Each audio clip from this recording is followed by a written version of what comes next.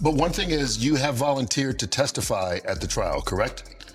Not as of yet. Actually, I was subpoenaed. Okay. So my attorneys worked something out. So I believe when the time is right, I'm going to discuss it with my attorneys. But you're willing to? Oh, absolutely. Absolutely, I am. Al B. Sure just stepped back into the spotlight, and this time he's not playing it safe.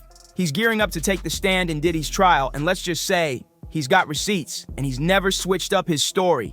Word is, Al is one of the key witnesses ready to testify against Diddy in court.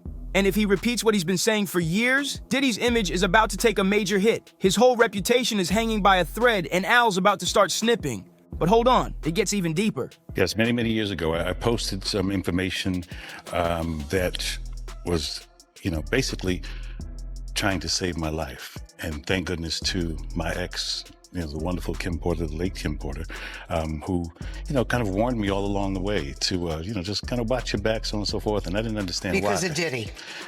Al B. sure just dropped fresh tea about Kim Porter's past, too. Before she ever got with Diddy, Kim and Al were a thing, and it wasn't just casual. They had Quincy together, and Kim once admitted she was the muse behind Al B's R&B hit Forever My Lady. But here's the real shocker. Al says they were actually married and barely anybody knew. He spilled the details during a Fox Soul interview, saying, "Every time I post something, I forget. I'm a grandfather, so my concern is not being popular and trying to get numbers and likes. That's not what I do. But I posted something the other day talking about my ex-wife. Yeah, I said it, my ex-wife, Kimberly. But nobody knew because we didn't discuss being married. We didn't discuss that." Al B. sure has never stopped honoring Kim Porter. He still posts tributes to her from time to time. But let's not get it twisted. This wasn't just about sweet memories. Even after they split, Al and Kim stayed cool with each other. And when it comes to her death, Al has never held back. He's been screaming foul play from day one. Basically. Do you believe that she died of pneumonia? Absolutely not. Why? What evidence do you have?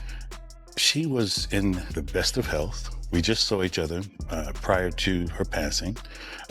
We were actually celebrating our son's new Netflix Christmas special, and she was doing just fine. In fact, we were all at the event together at Netflix in the lobby.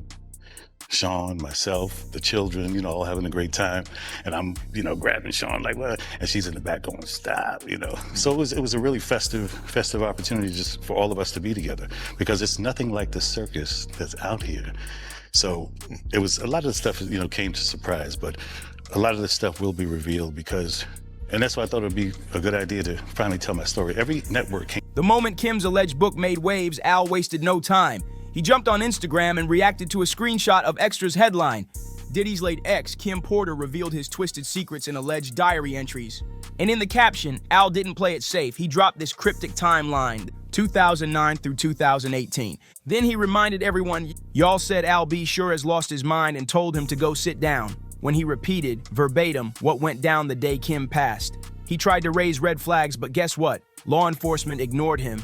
Al even claimed that Kim herself warned him in desperation to watch his back because something bad was going down. And instead of listening, people dismissed him, told him he needed help, tried to write him off as crazy. People said he lost his mind, but Al B. sure keeps dropping bombs that are way too wild to ignore. Back in March 2024, he took things up a notch and hinted that Diddy might have had something to do with the mysterious coma he fell into back in 2022. And he ain't just talking. Al says he's working on a documentary that's about to shock the whole world. But let's keep it real. Al has been blowing the whistle for years. Go back to November 2021, and you'll see him making a chilling claim. Right before Kim's death, she was running from someone or something. He even said he told her to call the FBI. That part of his post, it vanished shortly after he uploaded it. He went back and changed the caption, downplaying it by saying Kim was running a marathon. Why the sudden change? And Al never forgot how her death hit him. He once shared an emotional clip writing, "I just found this footage from the morning I learned of at Lady KP's, aka Kim Porter's, death, and how it ripped the soul from my physical body, Al B." We're going to introduce the Al B. Sure life story.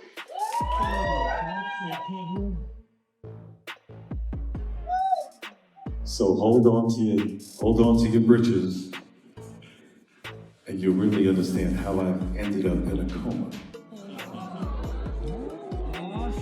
You're really going to need to call Homeland Security. Sure is done playing nice, and he's naming names with his chest. He made it crystal clear. Kim Porter did not just suddenly die from pneumonia. In his own words, that's some BS. And this is exactly the kind of talk that's been getting him in hot water. Al even tagged Diddy directly in the post. Yeah, he wanted him to see it. He said they had just celebrated their son Quincy's Netflix Christmas special, and Kim was in fantastic health, laughing, glowing, and even sharing a quick moment with Diddy at the theater. So when she passed so suddenly, Al wasn't buying it, not for a second. And now he's doubling down.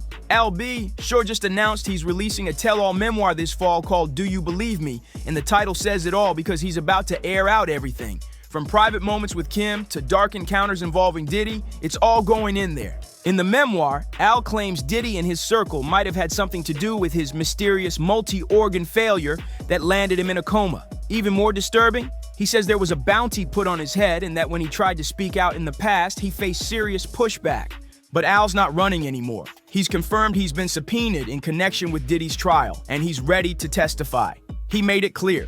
This isn't about clout or fame. Al said he's standing 10 toes down for the truth, and no matter what it costs him. Let's be real. Al B sure isn't just pulling wild claims out of nowhere.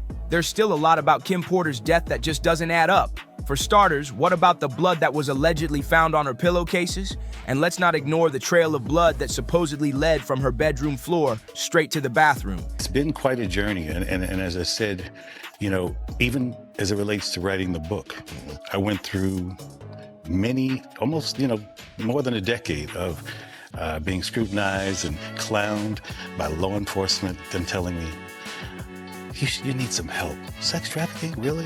What's wrong with you? No way, but not realizing that they were also working for the situation. Here's the chilling part. Contrary to what the public was told, Kim wasn't even found in her bed. According to reports, she was discovered on the bathroom floor. So if anyone claims she passed away peacefully in bed, that might have been a cover-up. If she was found in bed later, someone likely moved her body, and that's a huge red flag. And it gets even more disturbing. The original coroner who did the first autopsy reportedly suspected foul play after noticing the amount of a certain toxin in Kim's system. So why wasn't that ever looked into deeper? Then there's Kim's final phone call, which was reportedly to 911 at exactly 2:43 a.m. But somehow, she wasn't found until 11 a.m. the next morning. That's almost 9 hours later. What happened during that time? Oh, and Kim's family? Yeah, they've reportedly been seeking legal advice and considering slapping Diddy with a wrongful death lawsuit.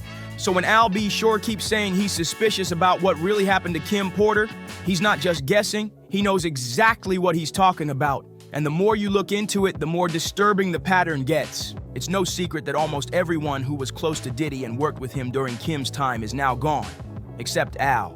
That alone should raise some eyebrows. Kim had been in the game for a long time. She started at Uptown Records as Andre Harrell's personal assistant and was one of the longest-standing employees in the circle. Now she's gone, and she's not the only one. Heavy D, dead. Andre Harrell, dead. Kim Porter, dead. The only ones left standing? Diddy and Al B. Sure. And let's not forget, Al almost didn't make it either after slipping into a coma with mysterious multi-organ failure. Now here's where it gets even creepier. Heavy D was found face down. They ruled it a heart attack. Andre Harrell, also a heart attack. Kim, they said it was pneumonia. Really? That many people from the same tight circle all dying under strange conditions? Now here's where things start looking real spooky. So do you think specifically then that Sean Diddy Combs or people affiliated with him did something to you that caused you to have multi-organ failure? I believe this to be the case, yes. Absolutely. Wow. Why is it that every major figure tied to Diddy and Kim Porter had something in the works before they mysteriously passed? Andre Harrell, he was writing a book before he died. Heavy D, also writing a book before he died. Al B, sure, he was working on a documentary about his life before he slipped into a coma. And Kim Porter, she was reportedly writing a book too, one that was never supposed to see the light of day. And let's talk about that book. While one version may have surfaced online, many believe it was not the real one. Word on the street is that Kim's actual book had explosive details, like how she secretly protected Al B. Sure from walking into situations where Diddy could have harmed him. Kim knew Diddy's dark side, and she warned Al to avoid certain spots because she knew what he was capable of. But that's just the beginning. Kim allegedly planned to reveal how Diddy had roughed her up multiple times, how he manipulated and isolated her, and how deep the control went. According to claims, she even said she was forced to use a strap-on to please Diddy and would then break down hysterically crying afterward. That's how broken she felt. The book reportedly also exposed how her house was wired, her phone lines tapped, and how Diddy had people on payroll to spy on her constantly. Kim was even planning to talk about how Diddy was trying to snatch full custody of the twins. Kim wasn't just sitting on secrets, she was ready to spill it all if Diddy ever tried to take her kids away from her, allegedly. Word is, she made it very clear that if he crossed that line, she'd expose everything and what she could have taken down empires. One of the wildest alleged claims? Kim's book was supposed to detail how the East and West Coast beef might have been staged, all to get rid of Tupac and Biggie and gain control of their music masters. Apparently, Pac and Biggie were planning to team up and go after Bad Boy and Death Row to fight for ownership of their work. That plan allegedly made them targets. But that wasn't all Kim was reportedly ready to reveal. The book also hinted at Diddy's secret relationships with other men, including claims that he allegedly took advantage of people like Usher. Yeah, we said allegedly, but the whispers were loud. I mentioned that earlier, that he said about Stevie J. The Usher part, that's a touchy situation, man. You know what I'm saying? Because I had a certain feeling and I felt a certain way when Usher got on Shay Shay, and I don't mean to mention other people's platforms, but he got on Shay Shay and he mentioned how great and how good Puff taught him and everything. You know what I'm saying? About the business, right? I know, and people know, that was around that in that time that Puff and Usher did have a situation. And that situation led Usher to the hospital. Now, here's the twist. Even though the book that eventually surfaced online wasn't verified as the real one, it still had some shocking claims, including dirt on Al B. Sure himself. One excerpt said Kim once walked in on Diddy and Al doing something so disturbing, she was left shook to her core. In her alleged words, the moment took her soul so far up and back that she had to leave the house entirely and go across the street just to eat at China. What the hell did she see? I remember the moment like it just happened. Al looked at me and said, "It's still weird seeing you with my friend Mo, but you're happy, so I'm happy for you guys." Diddy responded cool and casual. "Thanks, man. Me and you, we've shared so much." Al just nodded and replied, "Coolly, word." But then the whole vibe in the room shifted.